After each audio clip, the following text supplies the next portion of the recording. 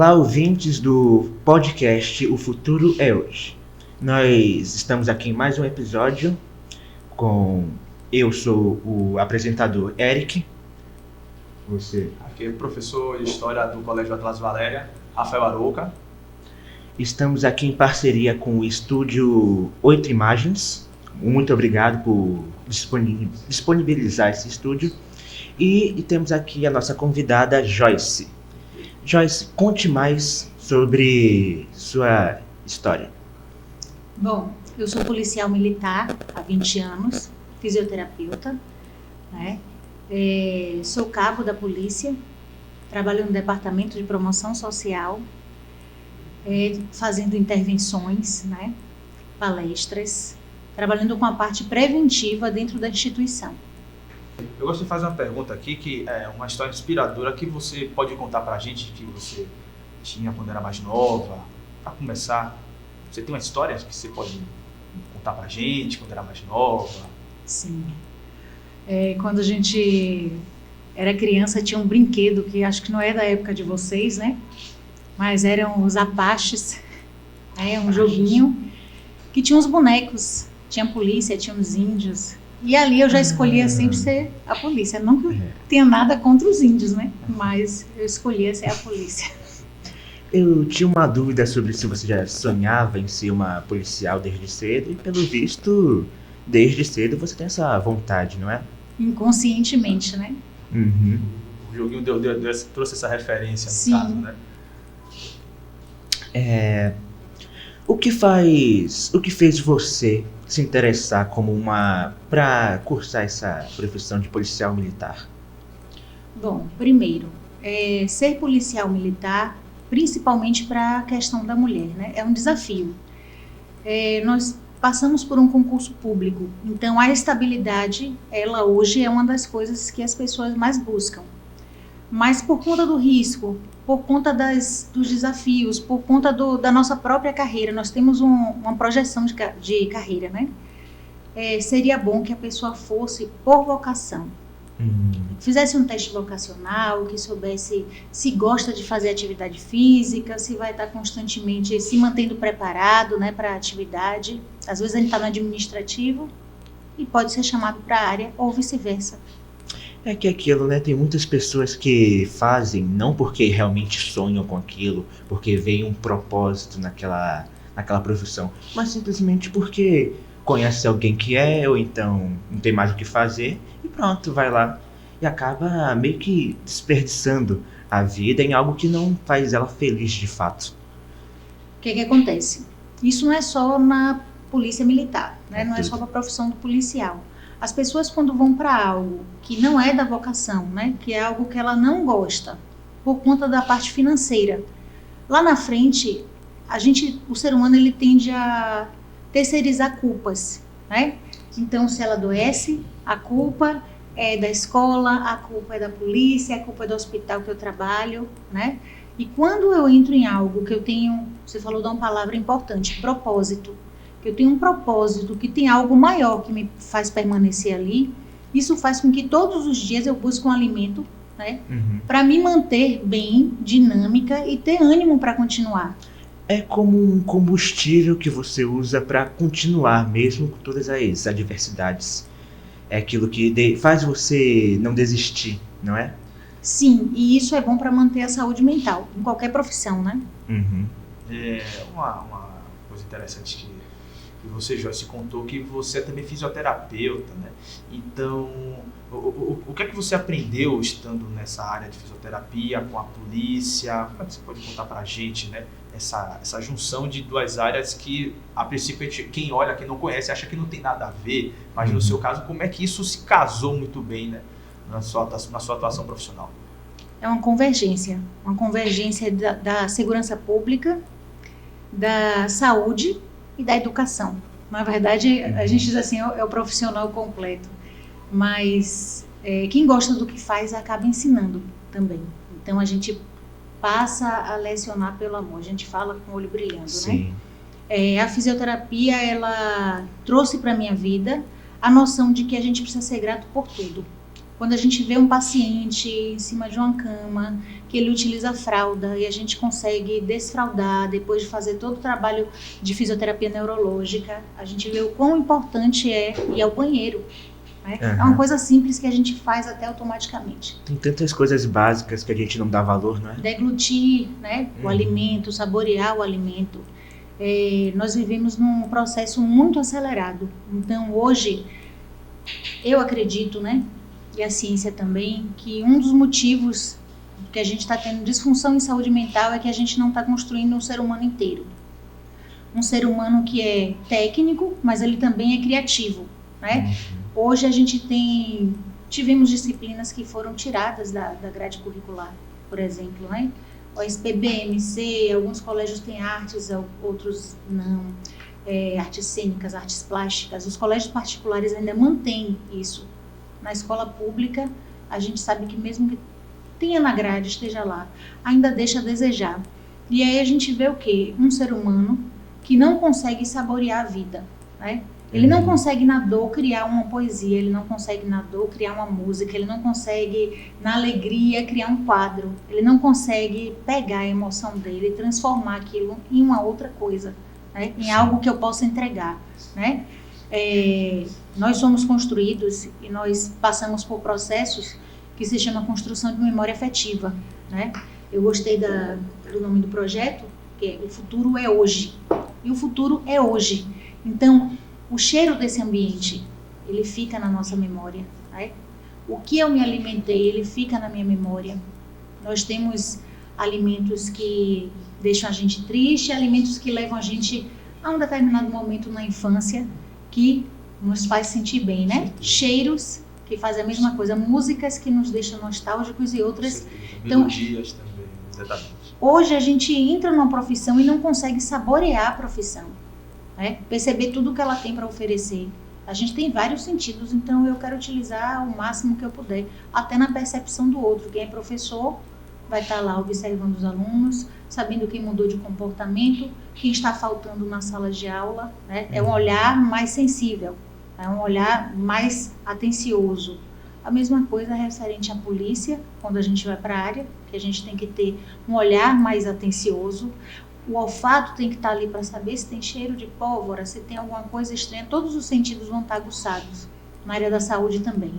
Referente à segurança, à polícia, quando a gente sabota um dos nossos sentidos e a gente entra no automático, é quando a gente acaba sucumbindo, perdendo em uma situação, né? Uhum.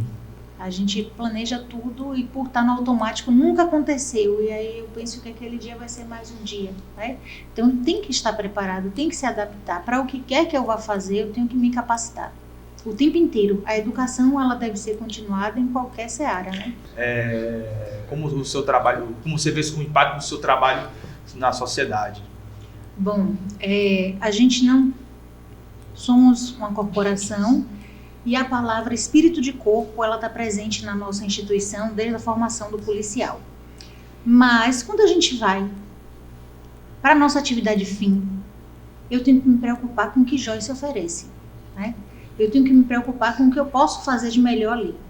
Às vezes, eu não vou poder mudar o cenário que eu vou encontrar, eu não vou poder mudar o outro. Mas e o que é que eu posso fazer para mudar aquilo ali? Em que é que eu posso estar colaborando para mudar aquilo ali? É preocupante. Eu me vejo muito como professor nesse sentido. O que é que eu posso contribuir? Pois é preocupante quando a gente ouve alguém dizer assim: você não tem cara de polícia.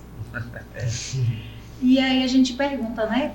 Nós costumamos personificar e criar alguns rótulos. O que é ter cara de... né? O que é ter cara de polícia, né? Existe o que vai mais para a mídia, são coisas que chocam. As pessoas não dão tanto valor para aquelas coisas que modificam, como esse trabalho que está sendo feito aqui. Coisa ruim. Né? Tem que ter divulgação, tem que ter visibilidade para alcançar outras e outras gerações, outras e outras pessoas. Então, eu costumo pensar assim, quando a gente acorda de manhã, que a gente teve o dom da vida mais uma vez, eu tenho uma folha de papel na minha mão e uma caneta. Então, vai caber a mim escrever aquele dia, certo? Tem coisas que eu vou planejar e eu vou conseguir fazer. Outras coisas a gente não consegue, por conta do própria dinâmica. Não é a gente não imprevisível, consegue. Algumas coisas fogem ao nosso controle. Mas o que está dentro da possibilidade, eu vou fazer. Então, de um bom dia, a oferecer uma água, coisas pequenas, que a gente faz assim, o futuro é hoje. Esse profissional ele não vai ser construído daqui a uma semana, ele não vai ser construído depois de 9 meses de um curso de formação para soldado, ou 3 anos para oficial. Não, ele é construído desde aqui da escola, desde dentro de casa, né? A gente observa esse profissional quando ele come, quando ele chega com a mulher e com os filhos, quando ele está entre os pares, né? É nessa troca que a gente acaba colaborando. Às vezes a gente colabora com silêncio, às vezes a gente colabora com abraço, às vezes com sorriso, às vezes a gente chora junto. Então, o mudar a vida do outro é se permitir perceber e também entrar um pouco na onda, né? Pegar a onda e surfar junto. Né? De certa forma. Posso continuar? De certa. Você acha que existe uma fórmula do sucesso para quem quer cursar o seu caminho? Bom, vamos lá. Eu acredito que não existe caixa, né? Eu venho da periferia e a gente não ouve na periferia, hoje já ouve mais, mas não ouvia antigamente os pais estimularem os filhos a serem médicos, por exemplo, né? Porque era algo que financeiramente estava fora da possibilidade. Aí só as universidades públicas, você vem no colégio público, tinha algumas limitações e que hoje a gente trata como âncoras, né? Tem pessoas que estão ancoradas lá atrás, em falas, que elas não conseguem vencer obstáculos por conta daquela fala. Você nunca vai ser bom em matemática. E ali eu criei um bloqueio naquela pessoa. Né? Ela tem tudo para deslanchar na matemática, mas alguém disse nunca por conta de um erro, de uma conta. E isso pesa. Dizer que você não é capaz. Eu acho que a minha verdade, ela tem que ser minha. Ainda que o mundo inteiro diga não, eu vou continuar tentando. Eu vou continuar buscando. Não existe o lugar inacessível, né? A gente estava falando lá em cima disso, não é camarote da Band. Lá não é o seu lugar. O seu lugar é lá na pipoca, no meio do povo, porque você não tem jeito. Você não pode não ter hoje, mas você pode se programar e chegar lá, de forma honesta, sem precisar de atalhos, né? Então, não existe idade para determinadas coisas também. Você está muito velha para estar na faculdade. Você está muito novo para começar a trabalhar. De repente você é uma pessoa que tem quantos anos? 16. 16, mas a maturidade, mais o seu contexto, mais a sua necessidade lhe leva a correr atrás de um sustento e dar conta daquilo ali. Né? Você não pode permitir que a fala de outras pessoas lhe limite. Tem um conto de uns sapos que eles estão numa corrida subindo um monte, né? E a pele do sapo no sol, ele fica machucado, ele desidrata, né? E todos que estão ao redor gritam, não vai conseguir, não vai conseguir. Tem um que ele continua ali o processo todo e o restante vai parando no meio do caminho e ele continua. E quando chega lá em cima, na hora de receber o prêmio, se observa que o sapo é surdo. Então tem horas que a gente tem que tapar os ouvidos da gente para o que não agrega. Se blindar, né, da opinião alheia, que não é saudável. É que aquilo, você não vai agradar todo mundo. Vão ter pessoas que vão tentar te colocar pra baixo, porque não conseguem ver alguém maior que elas. Aí por isso vão tentar te inferiorizar. Tipo, uma inveja basicamente. Vão ter pessoas invejosas no seu caminho, infelizmente. Numa empresa, quando a gente trabalha, eu falo que existem 3 formas de trabalhar com pessoas, né? Existe a equipe, existe o grupo e existe o bando, né? Quando a gente trabalha com a equipe, todo mundo pega o problema, cada um com seu conhecimento, cada um na sua seara, e a gente junta aquilo ali para resolver o problema.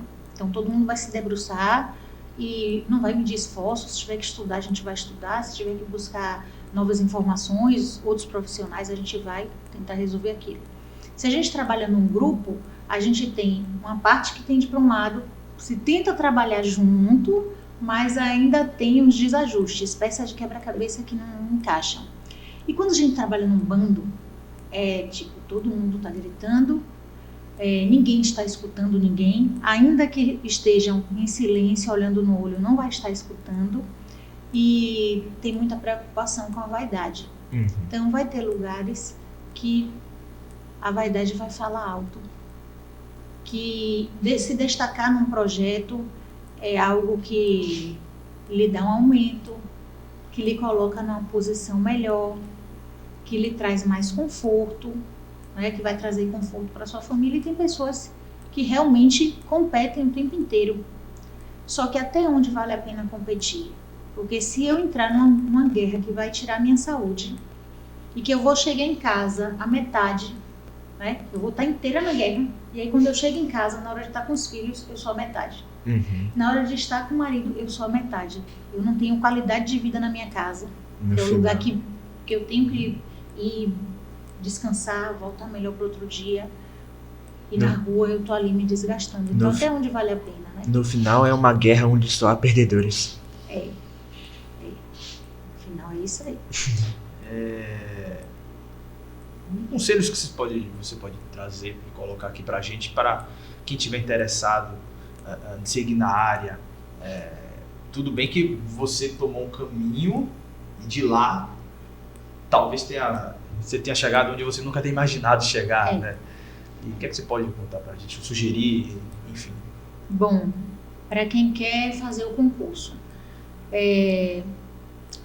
hoje eu acho que as coisas são mais fáceis, porque a gente encontra muita aula no YouTube, a gente encontra alguns aplicativos que a gente consegue fazer questões, tipo, o Estratégia tem um aplicativo que a pessoa pode fazer uns bancos de dados. Aí se você quer fazer só o concurso da polícia do estado da Bahia para soldado, você vai lá, seleciona, bota de que ano você quer, ele vai colocar todas as questões.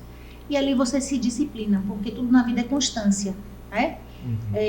Eu sou fisioterapeuta e eu gosto de corpo humano. Eu gosto de corpo humano como um todo, né? Então, eu leio sobre isso todos os dias, porque é a minha seara. Eu não posso achar que eu formei, vou fazer uma pós e aí você tem que investir, né? Com o tempo você tem que investir. Esse aplicativozinho da Estratégia, ele é um aplicativo gratuito. Então você vai lá, faz tudo, até para o Enem, você vai lá e seleciona para o Enem, pega as últimas provas e a questão que você erra, ele já comenta embaixo. Então o tempo que a gente perde às vezes com outras pessoas, junta um grupo e aí chega ali e resolve uma questão. Tem um que sabe mais do que o outro, trabalhar em equipe é a melhor coisa que existe, né? Em qualquer seara. Então tem um que sabe português, outro sabe matemática. Junta um grupo, né? Horário do intervalo, vamos se dedicar para isso aqui.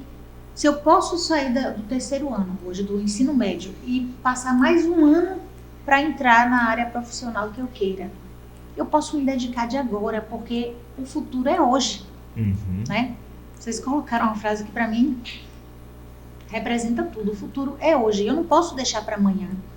Eu não posso chegar porque é final de semana e feriado e dizer eu não vou estudar hoje porque é feriado, porque é férias. Não tem férias para quem quer alguma coisa, né? É 1 hora, 2 horas, é disciplina, né?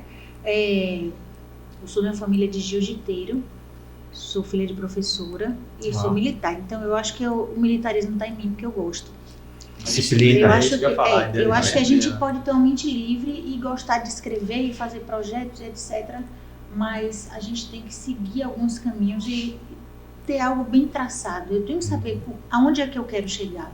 Né? Bem determinado. Bem determinado. Eu posso não saber se eu quero ser enfermeira, físio ou médica, mas eu sei que eu gosto de química, física e biologia. Então isso aí me dá um norte, né? Eu sei o que eu gosto de assistir mais. Nosso mundo fala com a gente o tempo inteiro, né? O que é que eu gosto de assistir? Que tipo de livro que eu gosto de ler? A maioria das vezes eu estou conversando sobre o quê? Se eu fosse falar de profissão, o que é que me chama atenção? E isso vai... Você é metódica? Sou metódica. Também. Então eu percebo que... Sou metódica. As coisas têm que ser... É porque não tem coisa que não pode dar errado. Geralmente quem é metódico tem que ter disciplina mesmo. Hoje a profissão da gente, a profissão policial militar é a profissão mais estressante, né? Imagina. Já é comprovadamente, né? nós vivemos tensão e atenção 24 horas. Nós temos uma carga de adrenalina que é sobrenatural, surreal, né? Acima. A gente está num lugar de descanso e não consegue descansar. Está o tempo inteiro olhando para os lados, procurando alguma coisa que às vezes nem está lá. Mas, enfim, nós estamos numa profissão onde o cuidar do outro acaba, para quem gosta, acaba fazendo parte do seu dia a dia. E aí vai ter gente que vai dizer assim, por que os vizinhos batem na sua porta? Então, quem vai para a área de saúde, quem vai para a área de segurança pública, tem algumas coisas que eu tenho que saber que eu vou passar. Né? Eu não posso chegar e achar, vai ser muito fácil entrar, entrei, né? Já estou aqui, me estabeleci, 3 anos de estágio probatório, e aí eu vou parar. Não. Lá eu sou esposa de sensei, eu também treino, né? E a gente treina na medida do possível, e tem filhos que treinam, e a gente tem que pensar assim, tem profissões, a mudança mental e o preparo mental lhe deixa vacinado para algumas doenças. Blindado também, né? Tanto sociais como mentais e financeiras. Se hoje, agora eu vou perguntar, pode, né? Claro, Se hoje, à vontade. Justamente no ponto que você falou do concurso, como foi passando, me perdoe, Sim, passando não, assim por cima. tudo bem. É porque aproveitar o embalo, ter feito o concurso, né? Já que estamos falando de policial militar, oficial, uma profissão muito estigmatizada, masculinizada e muitas outras características.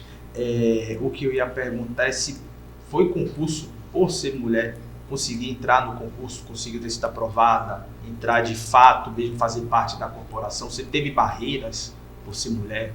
Pronto. Existe uma coisa que deveria já ter sido consertada, mas não foi até hoje.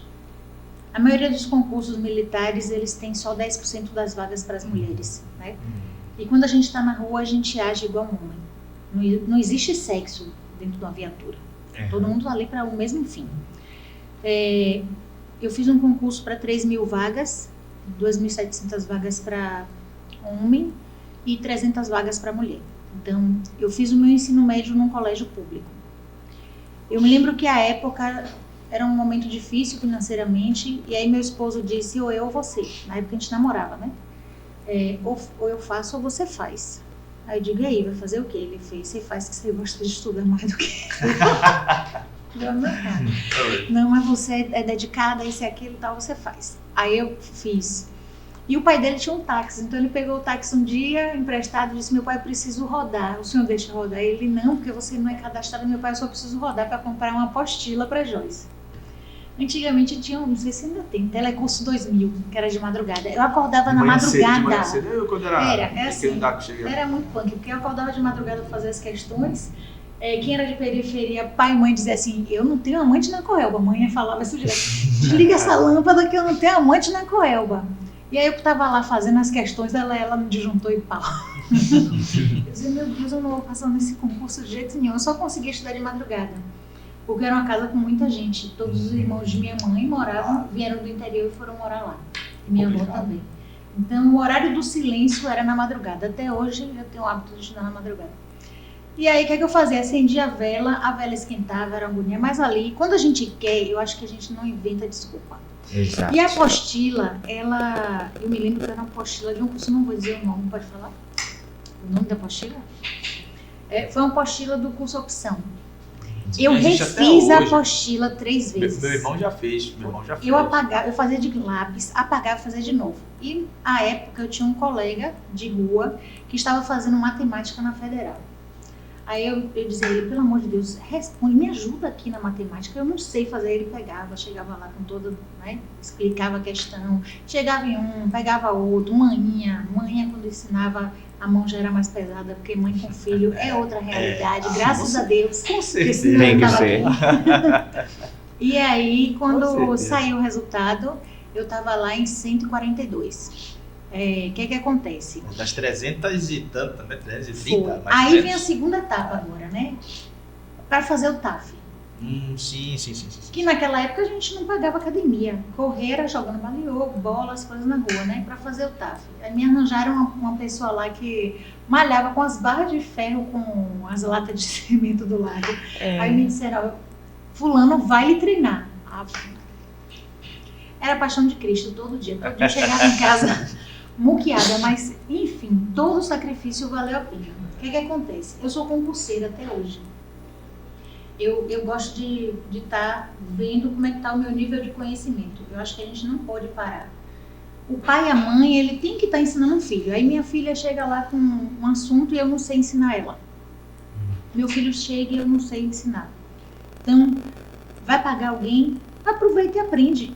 Né? Para ali e aprende junto. Ouve a metade da explicação, junto a outra metade, duas cabeças acabam, né, saindo a questão. Eu estava conversando quando eu cheguei que eu fiz o concurso para Alagoinhas, para o Hospital de Alagoinhas, agora recente. E tinha 17 vagas para 30 horas e uma vaga para 40 horas. Eu fiz o concurso e disse, essa vaga é minha. E o povo lá em casa falou assim, rapaz, você é louca, você só vai nas coisas que são... Aí eu digo, não, essa vaga é minha, porque se eu não acreditar em mim, ninguém mais vai acreditar. Então, se vocês não acreditarem em vocês, não vai ser o coronel, não vai ser o diretor do hospital, não vai ser o diretor de uma escola. Você tem que acreditar que você consegue. E hoje eu peguei o resultado e estava lá, apta. Então, não interessa ser uma vaga. Se eu entrar, eu vou entrar para ser minha. Entendeu? É assim que tem que ser. Ainda que não seja, eu tenho que entrar pensando assim, porque senão o meu psicológico vai chegar abalado. Eu acho que a gente é tipo tática de guerra. É jogar xadrez, né? Num vacilo, a outra pessoa vai levar alguma peça minha. Para mostrar o quanto a gente precisa estar preparado para as coisas, né? As pessoas dizem que pessoas metódicas sofrem. Pessoas metódicas, elas não sofrem. Elas são preparadas tanto para o que é positivo como para o que é negativo. Assim, tipo, eu sou metódico e... Tipo, a gente paga seguro de carro e a gente não quer usar. Então, por que você não vai pagar um funeral? Um plano de saúde? Né? São coisas que a gente precisa pensar como gente grande. Né? Vamos lá. Vocês ganharam na Mega Sena. Tá lá. 9 milhões para cada um. Eu tava pensando na Mega da Virada, era mais. Calma, a virada ainda não chegou. A gente está ainda em outubro, né? Tudo bem. Então pronto, 9 milhões para cada um. Vocês teriam que mudar a vida de vocês drasticamente. Primeiro vocês iriam mudar de bairro. Aí ia pensar numa escola melhor, num carro melhor. E de repente a privação de liberdade chega. Porque junto com o dinheiro chega a insegurança. Por mais que ela não esteja perto, a gente acaba pensando dessa forma. A gente vai para um condomínio fechado, se tiver muito dinheiro, bota uma escolta, né? Contrata alguém, vamos contratar. Não é isso que acontece com os artistas? Sim. Né? Então a mesma coisa é para todas as outras profissões. Né? Se eu vou entrar hoje na polícia, eu preciso estar preparado, eu preciso entender que o que eu escolher para minha vida acaba reverberando na vida dos meus, porque saúde e segurança pública são duas profissões que a gente não tem sábado, não tem domingo, não tem virada do ano, não é que não tenha o tempo inteiro, mas pode ser que caia. Na virada do ano tá todo mundo curtindo, você vai estar trabalhando. Verdade. No Natal tá todo mundo curtindo, você vai estar trabalhando. Então por que quando as pessoas chegam lá, elas vão de mau humor, elas questionam, mas elas não saem? Se eu não gosto, é melhor sair. Né? Para minha saúde e para a saúde dos demais. São escolhas e são coisas que eu já tenho que pensar de agora. Se eu vou ser professor, eu vou levar a prova para corrigir em casa, eu vou passar o final de semana estudando algo para passar, eu vou procurar dinâmicas para tornar a sala mais... Acorda às 5 da manhã. Então isso tudo são coisas que a gente precisa, o futuro é hoje. Eu não posso deixar para pensar isso depois, para pensar em cima da hora. Quando eu estava falando de profissão estressante, a neurociência explica que um ser humano ele tem 9 segundos para dar uma resposta, né? De provocação, de pergunta, o que quer que seja. O policial ele não tem 9 segundos quando ele está na área. Quer seja o bombeiro, para salvar uma vida, ele não tem 9 segundos.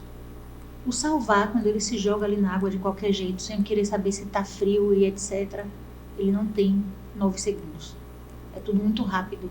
Então, às vezes, ser metódico em determinadas profissões faz com que o instrumentador saiba o que é que ele vai passar para o médico, ainda que ele esqueça o que é que ele vai pedir. Ótimo. Né? Sim. Eu tenho mais uma última pergunta. Sim. Minha, no caso. Se você pudesse voltar no tempo, lá pro seu eu do passado, adolescente, qual seria um conselho que você daria para você mesmo? Aproveitem Aproveita. todo o tempo que vocês tiverem. Tem uma passagem na Bíblia que fala que há tempo para todas as coisas. Então, há tempo de chorar, há tempo de sorrir, há tempo de se acolher, há tempo de se afastar. É até nome de uma música da banda que eu gosto. Há tempo de se afastar, há tempo há tempo para tudo, de curtir, há tempo para tudo. E o saudável da vida é saber utilizar o tempo da melhor forma. Uhum. Eu não posso ser extremista, eu não posso ficar no menos, eu também não posso ficar no excesso. Eu tenho que ter o tempo, mesmo que eu esteja estudando, eu tenho que ter o tempo social, eu tenho que ter o meu tempo de ir numa praia, onde eu quiser. De lazer. Dar um lazer, né? Eu preciso disso. Eu tenho que ter o tempo de ser produtivo. Produtivo que eu falo não é produtivo de trabalhar ou estudar, de ser produtivo de criar. Uhum. Né? Eu tenho que manter o meu ser criativo o tempo inteiro, porque isso vai lhe manter saudável. Eu vou lhe trazer assim, um relato de um fato, né? Em 2019 a gente descobriu um câncer em meu pai. Então, foi algo muito rápido. O tempo inteiro os hospitais diziam é virose, porque o quadro parecia virose, né? Mas quando foi pesquisar já estava uma coisa bem avançada. Então, em 9 meses eu estava com um filho de 2 anos, uma filha com 14, minha irmã também com filhos, todo mundo com filhos, e dentro da pandemia, que já foi 2020, Nossa. ele passou 3 meses internado. Então, minha mãe não podia permanecer no hospital por conta da idade. E as saídas, elas eram bem limitadas, porque ele estava com a imunidade baixa. Ficava só eu e minha irmã, 24 horas de uma e 24 horas da outra. Eu tirava 24 lá e corria para a polícia e tirava minhas 24 sorrindo, né? Na minha cabeça, ninguém tem nada a ver com o seu problema. Larga ele na porta, quando você sair, você pega ele, bota uma coisa em cada lugar. Você não pode sair levando todas as pessoas, a gente tem várias, né? Mãe, físio e etc., para um lugar, porque isso aí que gera um surto, né? Você tem que saber separar Então, um pouco as coisas. Então, chegou uma época, o que acontecia? Eu fazia chamada de vídeo para meu pai falar com os netos. E elas começaram a cobrar, mas a gente não vai ver mais meu avô, a gente não vai até o hospital, e não podia ir. Realmente não podia, até porque elas eram pequenas. Foi o que a gente fez. Vamos parar aqui para pensar o que a gente pode fazer para melhorar a vida delas. A gente criou um canal no Instagram, chamado Pandemia das Artes. Então, em meio à dor, a gente teve que criar algo, porque tinha pessoas que a gente tinha que guardar. E a gente tinha que saber que eles estavam bem emocionalmente, né, para a gente permanecer bem e dar o máximo da gente ao pai da gente. Então a gente chamou amigos, né, que tinham várias profissões, e começou a colocar eles para serem entrevistados pelas crianças. Elas faziam as atividades, aí, por exemplo, um arquiteto, ele mandava fazer um land hope, né, uma planta baixa, eles faziam. Aí vinha um nutricionista, aí desafio, descasque mais e desembale menos. Aí eles ficavam gravando aquilo, e meu pai assistia também aquilo, e também ficava radiante porque elas estavam criando. Então, Djavan fez isso quando ele perde mulher e filha. E a gente tem que aprender na dor, a sair do ambiente da dor. Fazer que nem uma ostrazinha, entregar uma pérola. Aproveitar. Você sempre, em qualquer ambiente, você vai ter algo para dar. Algo para oferecer, né? Ainda que seja o silêncio, que seja um silêncio de qualidade, ainda que seja um sorriso, que seja um sorriso de verdade, mas que você tenha tempo para todas as coisas, até para esse ser criador. Legal, muito bem, muito bacana. Obrigada. Ótimo. Agora mais uma pergunta para acabar. Qual seria um conselho que você atual, daria para os jovens de hoje? No geral. Que eles desacelerem um pouco, porque a rede social, ela suga o tempo das pessoas. Quantas vezes vocês entram para fazer algo referente a um trabalho e aparece lá em cima uma mensagem do WhatsApp, ele já entra, ali já permanece, alguém manda um link de outra coisa, de uma notícia, aí já sai, foge e não consegue retornar para o ponto onde era o objetivo principal. Então, desacelerem um pouco, pensem direitinho, organizem as coisas que vão fazer. Se tiver dificuldade de fazer isso mentalmente, façam escrito, né? Um cronograma, metas, né? O que é que eu preciso fazer hoje, até criar o hábito, né? Um hábito saudável. Afinal, é foco, né? Não ficar desviando do caminho. Isso aí. E uma coisa que ela falou muito bem, a constância. Começou hoje, fazer amanhã, depois de amanhã, depois de amanhã, tentar sempre fazer, sempre, na medida do possível, é claro, né? Na medida do possível, é assim. Eu só saio de um determinado problema se eu consigo resolver ele. Isso eu falo estudando. Não adianta eu pular as etapas, eu vou deixar isso aqui, a não ser que eu vou pedir para alguém uma ajuda. Mas aí eu deixo para trás e vou seguindo, e às vezes, será que eu vou retornar para pegar aquilo ali, para resolver? Né? Se eu estou na sala de aula e tem um professor, suga o professor. Suguem ele, perguntem bastante, desafiem, traga, porque ele está ali para isso e ele tem muito para ofertar. E às vezes vocês ficam só no mergulho superficial. E pode ir mais além, tem experiência, tem tanta coisa que vocês podem estar trazendo e agregando para a vida de vocês. Né? E quando alguém chamar atenção, é porque alguém ama vocês. Ninguém chama atenção de quem não gosta. Né? Amigo, tá chamando atenção, tá conversando, é porque quer o bem. É porque pensa que você naquela hora tá perdendo alguma coisa muito mais proveitosa. Quem avisa, amigo é. Né? A crítica construtiva, ela é sempre bem-vinda. E se ela for destrutiva, ela será bem-vinda também. Basta eu ressignificar ela. É claro. Muito obrigado pela entrevista, Joyce Oliveira. Foi incrível. E agora nós teremos a próxima entrevista com Matheus Oliveira. Matheus Borges. Matheus Borges, perdão. Sim. Matheus Borges, jornalista, Sim. que vai estar presente aí. Então é isso. Eu que agradeço a oportunidade e acabo com essa frase aqui, né? O futuro é hoje.